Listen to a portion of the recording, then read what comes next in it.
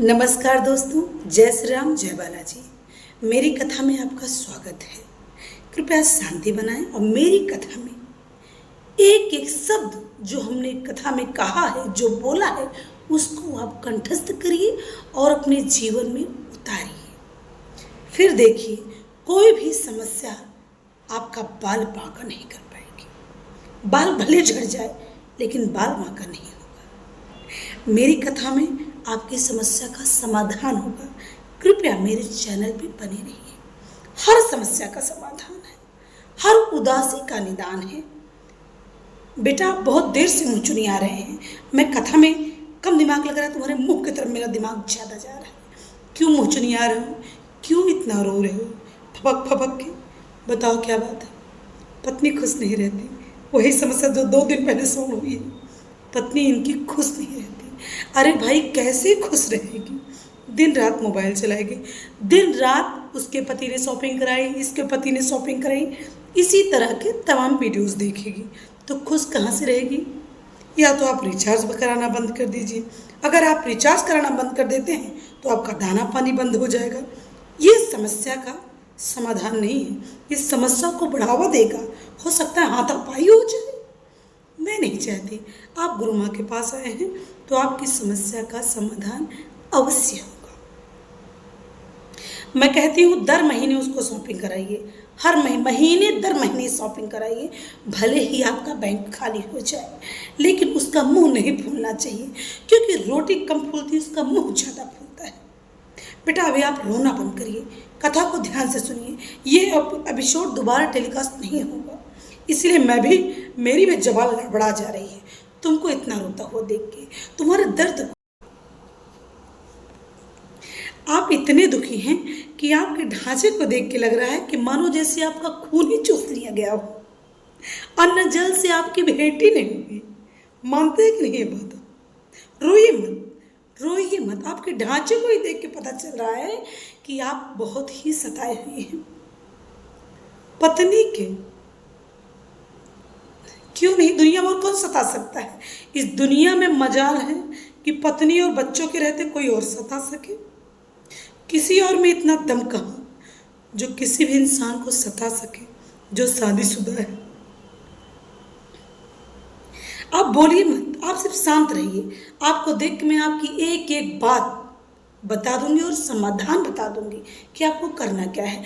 जैसा कि आप अपनी पत्नी से बहुत परेशान हैं, तो आप एक काम कीजिए, आप किसी बड़े मॉल में ले जाके उसको शॉपिंग कराइए। मॉल का नाम मैं आपको बता देती हूँ, जैसे लुलु। नाम ध्यान से सुनिए, पुलु नहीं, लुलु। लुलु लुलु, हाँ, अभी नया ही खुला है। लखनऊ में तो बहुत बड़ा है।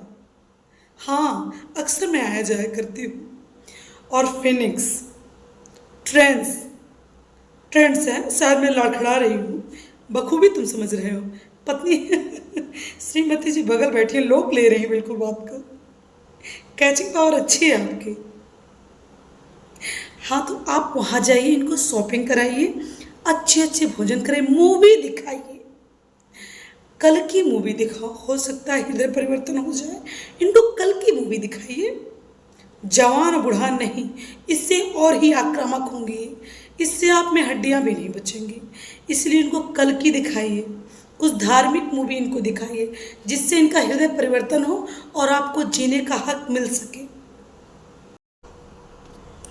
अरे ऐसी कोई बात नहीं है, मैंने आपके मुंह की कोई बात नहीं छीनी है। मैं तो बस आपकी समस्या का समाधान जल्द से जल्द कर देना चाहती हूँ, नहीं तो आपकी पत्नी आपकी ज़िंदगी आपसे ज़रूर छीन लेगी।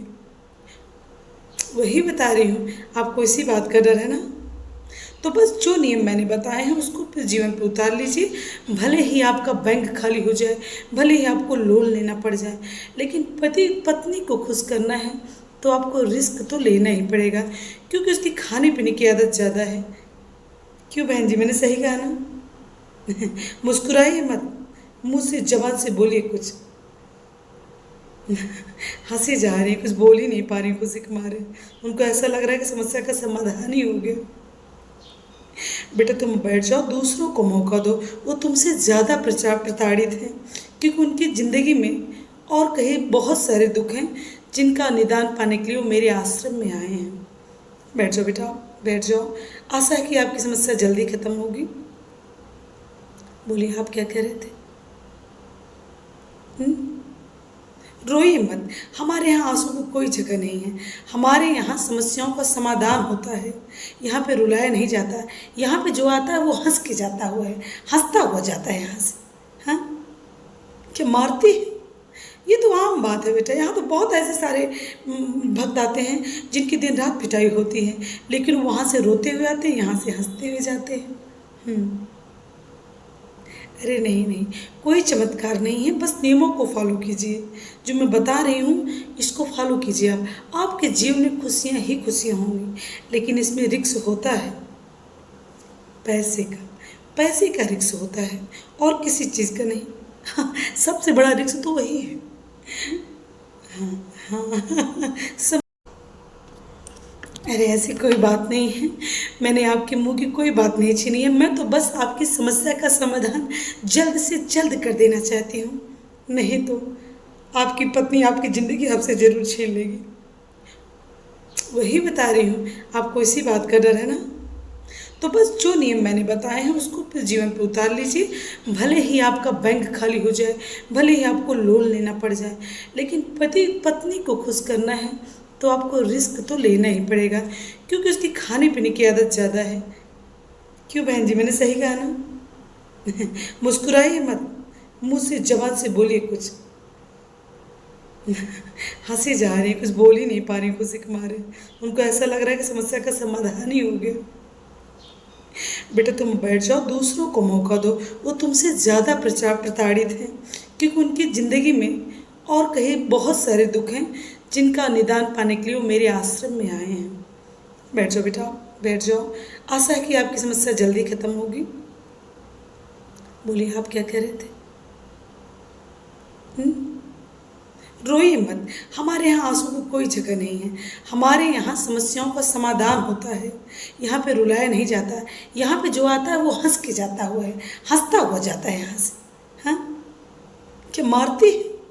ये तो आम बात है बेटा। यहाँ तो बहुत ऐसे सारे भक्त आते हैं जिनकी दिन रात पिटाई होती है, लेकिन वहाँ से रोते हुए आते हैं, यहाँ से हंसते हुए जाते हैं। अरे नहीं नहीं, कोई चमत्कार नहीं है। बस नियमों को फॉलो कीजिए।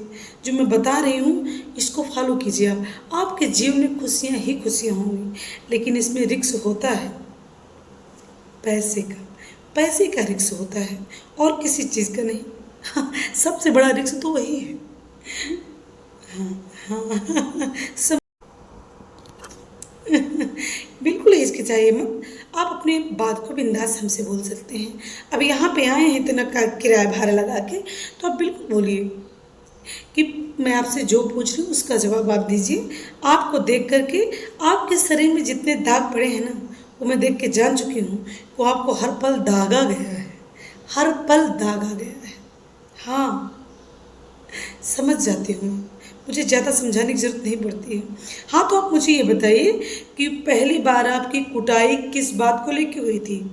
किस बात पे हुई थी, किस बात को लेके हुई थी और कितनी बार हुई थी? हाँ, इस बात को थोड़ा विस्तार से आप मुझे बताएं। हाँ हाँ।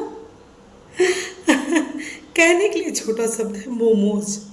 कह रहे हैं मेरी पत्नी ने मुझे भरे बाजार में, सिविल लाइन में मोमोज ना खिलाने पे भरपूर कुटाई इनकी की थी। अभी तो आपको हंसी आ रही है, आप मुस्कुरा रहे हैं। उतनी देर आपने उनको खिलाया क्यों नहीं? पैसे नहीं थे? ये तो कोई वो नहीं है, ये तो कोई कारण नहीं है कि आपके पास पैसे नहीं है तो आप उनको मोमोज नहीं खिलाएंगे। आप खिलाएंगे, आपका हक है। आपने उनसे शादी की है, आपने उनसे 7 फेरे लिए हैं और यहाँ तक 7 जन्म बनने जीने की कस्में खाई हैं, तो आपको खिलाना पड़ेगा मोमोज। हाँ, खिलाए थे, कम खिलाए थे, 4 ही खिलाए थे। अरे 14 खिला देते। हाँ, 14 खिला देते, उनका पेट भर जाता। उनका पेट खाली था तभी तो उन्होंने आपकी कुटाई की। आ गया स्वाद? कह रहे हाँ। बहुत मारा था, लाल चटनी में मुँह रगड़ दिया था। कह रहे हैं मोमोज की लाल चटनी आती है ना, बहुत तीखी होती है। कह रहे उसी मुँह रगड़ दिया था।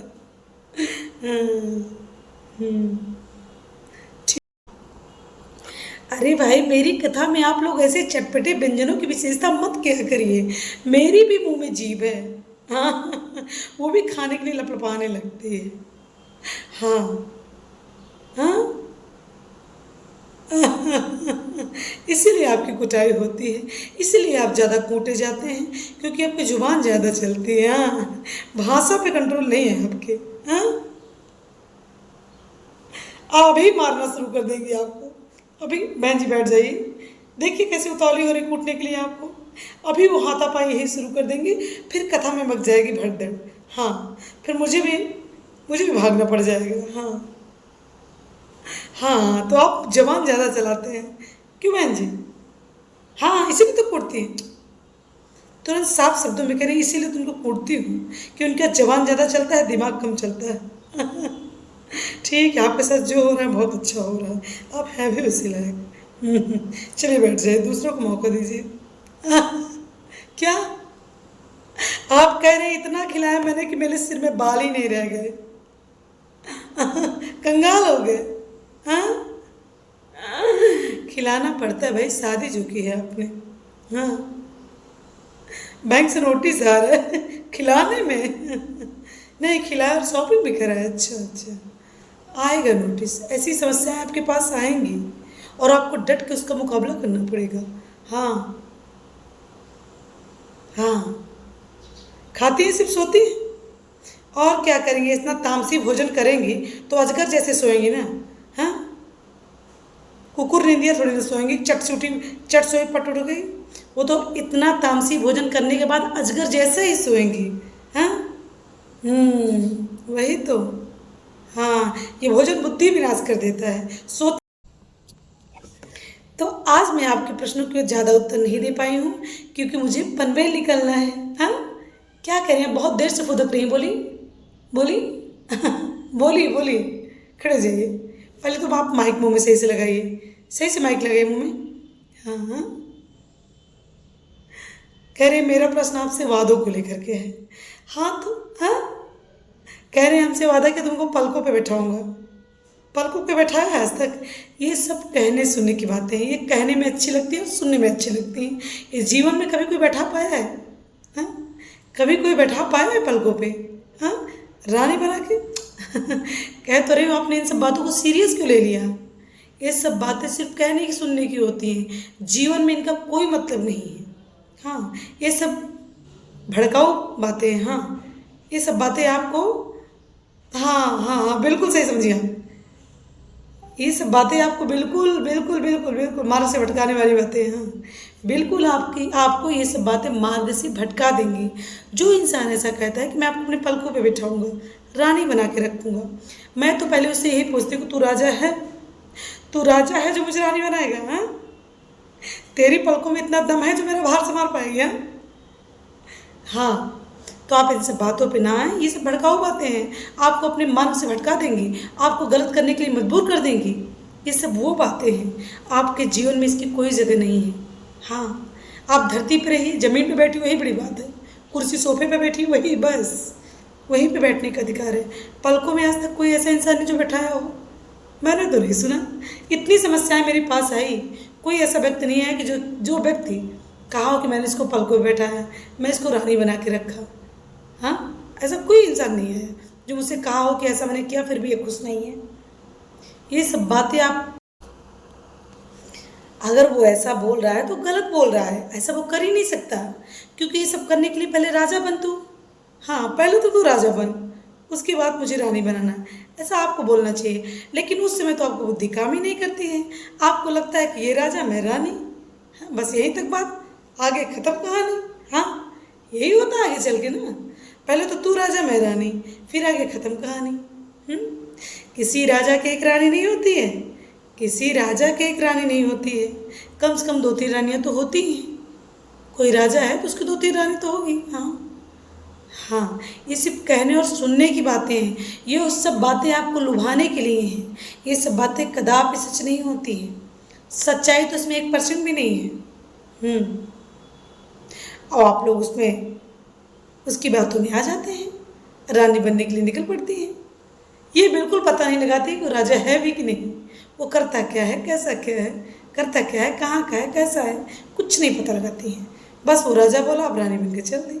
हाँ हाँ, तो थोड़ा आपको भी अपना दिमाग लगाना चाहिए। हाँ, तभी इतनी बड़ी समस्या आपके पास आएगी नहीं। ठीक है, ठीक है, आप बैठ जाइए। तो इन बातों पे गहन अध्ययन करिए। ऐसे किसी के कहने पे मत आ जाइए कि वो राजा बनाया है, वो राजा है, तू रानी हो। बस, बहुत बड़ा संसार है, इसमें बहुत विचित्र तरह के प्राणी हैं। हाँ, ऐसे ऐसे शब्दों के बाण भेजेंगे ना, बाण मारेंगे आपके ऊपर कि बस आप तुरंत गिर जाएंगे।